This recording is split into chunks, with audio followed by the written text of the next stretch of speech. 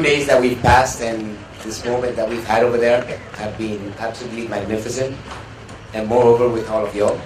And baby, as I told you just the other day, you're the one you will always be.